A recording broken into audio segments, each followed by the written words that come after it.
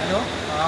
Today, JCI Sakhalin, we have organized this blood donation camp, and I thank all the blood donors who have come here during this pandemic situation.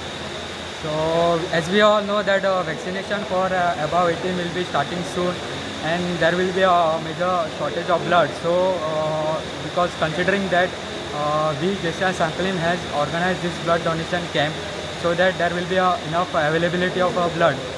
I'm grateful for the Ravindra Bhavan team and Dr. Pramod Sawant for allowing us this venue, and I also thanks all the blood donors who came even during this tough time.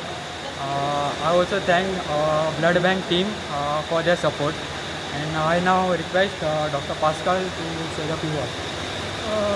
Thank you everyone. First of all, I would like to thank the JCI Sakhalin for organizing blood donation camp at this Ravindra Bhavan. We are getting very good response from the volunteers who have come forward to donate blood. As you know, vaccination process has already started, and to tide over the shortage of blood, the youth from the JCI Sakhalin have taken initiative to donate blood first, so that the shortage of blood is covered up. As you know, due to this pandemic, very few people come to donate blood.